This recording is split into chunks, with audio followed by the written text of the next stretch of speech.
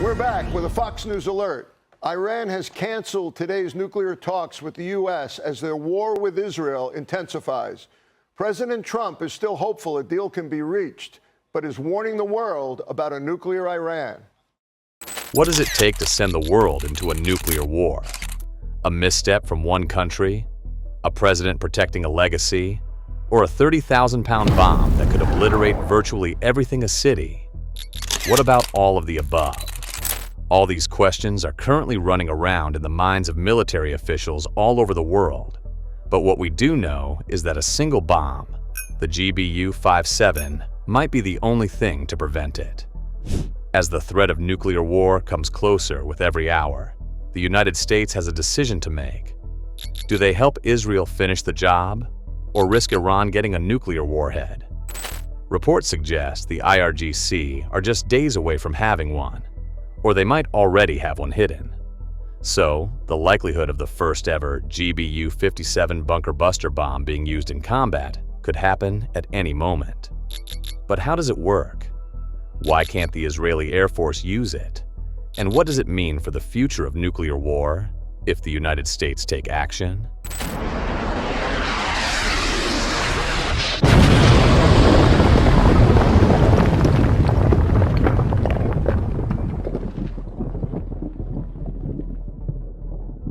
The GBU-57A/BMOP is not your standard GPS-guided missile. This massive ordnance penetrator is exactly what the word implies, massive. It weighs 30,000 pounds while being packed with 6,000 pounds of explosives and the ability to penetrate up to 200 feet down into the Earth's core. Then, a delayed fuse detonates, destroying virtually everything in its way. But the GBU-57 is not the first of its kind. It is based on the GBU-28 and GBU-37, two 4,000 to 5,000 pound bombs that are designed to do the same thing. So, how exactly does this bomb work when compared to conventional guided bombs? Well, more conventional bombs are designed to destroy targets on the surface. Much like a typical ballistic missile, the ordnance comes down to the target and explodes upon impact. But since the 1990s, countries like the United States have noticed that enemies choose to rather build underground bunkers, hiding from attacks and making it virtually impossible to reach them. For example, an enemy would carry out an attack and then simply retreat to an underground bunker. This means they cause significant damage with the attack, but hiding below the surface of the Earth makes it impossible to retaliate. So, the United States has come up with the idea of a bunker buster. At first, smaller options such as the GBU-31 were designed. These bombs are only about 2,000 pounds, which gives them the ability to penetrate up to 20 feet below the surface of the Earth before exploding. Once enemies caught on, something better was needed, which led to the GBU-28 and its ability to penetrate up to 150 feet of earth and about 16 feet of concrete. However, Iran has since built the Fordo nuclear enrichment facility, used for enriching uranium to a weapons-grade level, potentially leading to a risk of nuclear conflict breaking out in the Middle East.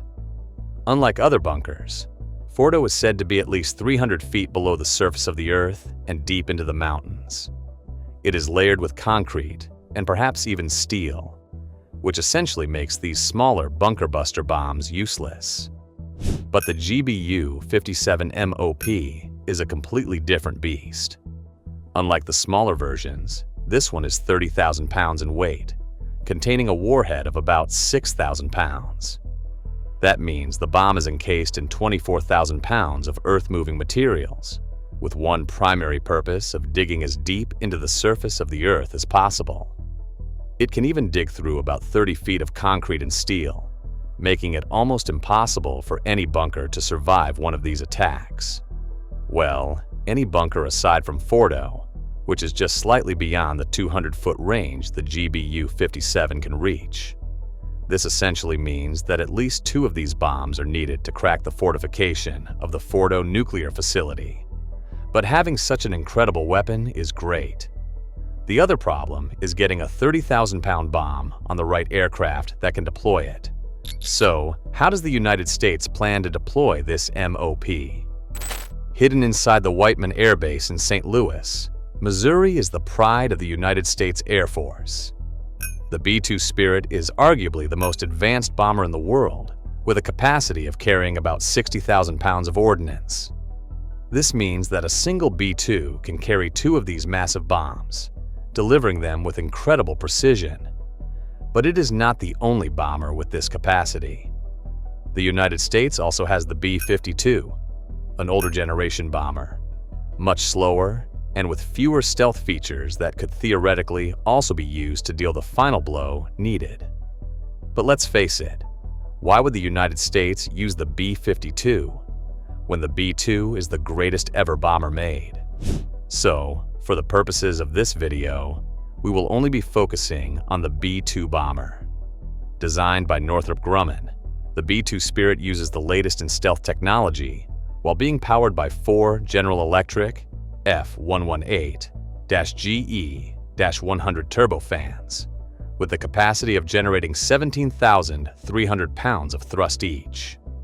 It can reach a top speed of around 630 miles per hour, according to Northrop, while having a range of 6,000 nautical miles without being refueled, and a range of 10,000 nautical miles with refueling. This means Fordo being 14,000 miles away might be a bit of a stretch for these B-2 bombers. However, launching from Diego Garcia might be a better option, with it only being around 6,000 miles from Iran. In theory, a B-2 bomber will only need to refuel once while traveling to Fordo, drop its ordnance, refuel for a second time when returning, and then land at Diego Garcia. But what does such an attack actually look like? As mentioned, it could start either from Whiteman Air Base in Missouri or the Joint U.S. Naval Base in Diego Garcia. Launching from Whiteman Air Base means a 30-hour round trip, meaning pilots could be back home for dinner the following day. However, it will require a lot of coordination, including perfect GPS positioning, and pilots who have the skill to drop at least 2 bombs at the exact same spot, within a few seconds of one another to get enough penetration. The better option would be to launch a strike from Diego Garcia, which is only a 12,000-mile round trip and means that pilots could be home before Iran even knows what hit it. First of all, the bomber will take off from Diego Garcia. Midway over the Indian Ocean, tankers will be deployed to refuel the bomber before even entering Iranian airspace. The strike is likely to take place in the dead of the night, with a lot of Israeli assistance. Radar technology should not be a problem, as the B-2 is basically the size of a hummingbird on radar. This means Iranian radar is likely to ignore this activity on radar. Israeli F-35I strike aircraft, with the ability to carry 5,000-pound bombs, will be deployed to take out S-300 and S-400 surface-to-air missile sites. The F-35s will likely also destroy all Iranian GPS jamming technology, which could interfere with the precision needed to pull off such a strike. Once the B-2s enter the Iranian airspace, the real moment of truth begins. And according to recent reports, the U.S. might deploy up to 6 of these bombers, which means a total of 360,000 pounds of ordnance that could be dropped on one single location. As the B-2 bombers enter the Iranian airspace, the first will begin targeting Fordo, dropping the first GBU-57, followed by a second one in close succession. The first GBU will burrow down at least 100 feet, moving the layer of cement covering the bunker. It will speed up once it hits Earth, before detonating just before the steel protective layer. Trailing it, at a distance not to be affected by the blast, is the second bunker buster. This GBU needs to be timed to follow through the same hole created by the first, fast enough to ensure that the Earth doesn't settle in the same spot. It will penetrate the steel layer, breaking through into the centrifuges, and finally detonating the near 6,000-pound warhead inside. But there are still 10 more of these bombs in the air, perhaps signaling that the United States plans to attack this structure from numerous sides. Yes, this does mean that about 360,000 pounds of ordnance could be dropped in a very small location, creating the risk of earthquakes and other natural disasters to follow. After each bomber drops their ordnance, they will go into complete stealth mode, making their way back to Diego Garcia. The next part of the plan is to make sure that all American assets safely make their way back to Diego Garcia before the damage assessment begins. Given the fact that the strike is likely to take place over a moonless night in Iran, we will have to wait for the next day to get a full damage assessment via satellite. It is likely that drones will be flying over Iran to assess the situation. This is also why numerous aircraft carriers, including the new Gerald Ford supercarrier, have been deployed to the Arabian Sea. Loaded with numerous Growlers and FA-18s, they could be pivotal when it comes to defending U.S. assets in the region. So, what are the ramifications of this strike for the world? Why does it change nuclear warfare forever? One concern is that uranium hexafluoride gas can react with water in the air to form hydrofluoric acid, which could contaminate the water sources around the area. Moreover, scientists explain the gases released from the plant will be heavy, meaning it likely won't travel too far. This means that the fallout could be localized. The more severe problem is if Iran chooses to strike U.S. assets in the region, which could lead to a massive escalation. In fact, the IRGC has made it clear that the United States will pay when such an attack happens. Should Iran launch ballistic missiles at U.S. military assets in Iraq, Oman, Qatar, and Saudi Arabia, it will inevitably lead to a larger-scale war. Russia might also intervene, and the real question mark is whether China and Pakistan could intervene. As many media reports have shown, a large part of the U.S. military, Navy, and Air Force is already positioned in the Middle East and can likely intervene to shoot down these incoming ballistic missiles. But unfortunately, interceptors are currently scarce all over the world. On the more positive side, it does remove any kind of leverage that Iran has. Iran will no longer have any foot to stand on in terms of negotiation, which inevitably might create a power vacuum. This means that as the Ayatollah has handed over power to the commander of the IRGC, more and more members might defect to the Crown Prince, potentially sparking a similar situation to what happened in Syria in 2024. It is something that might even have ramifications for Russia in its war with Ukraine, without any real means of creating drones and cheap missiles. Perhaps this is the reason why President Putin is so reluctant for the United States to intervene in this conflict. But you can let us know what you think in the comments below. Another question is why Israel cannot take it upon themselves to do the strike. Well, the first reason is that Israel doesn't have anything that could carry these kinds of bombs. Israel currently operates modified versions of the F-35 and F-16. The F-35 has a capacity to carry about 5,000 pounds of ordnance in its current state, which means that it cannot carry the powerful massive ordnance penetrator.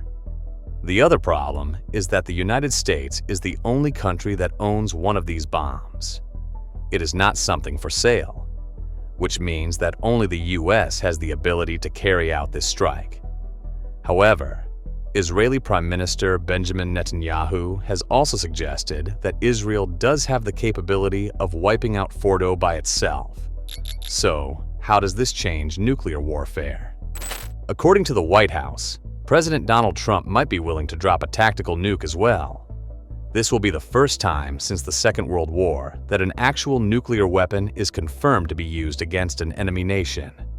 But it also sends a signal to the rest of the world that nuclear weapons are simply not something the United States is willing to tolerate.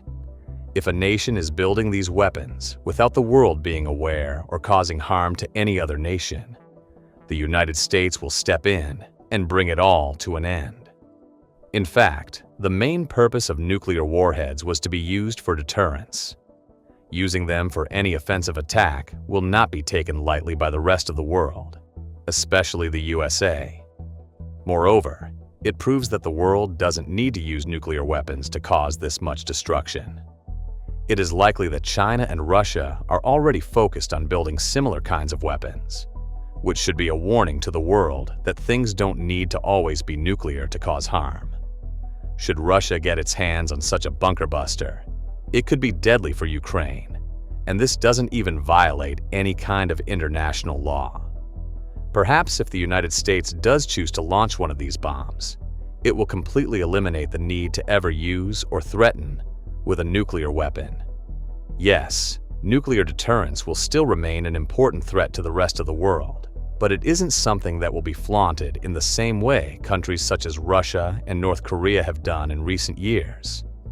This means that wiping out the Fordo nuclear enrichment plant is not only an attack on Iran, but could possibly send a clear message to the rest of the world. So, as the United States plans for perhaps the biggest strike in modern history, and the world awaits possible nuclear devastation, what do you think of this situation? Should the US do it, or is diplomacy the best way forward?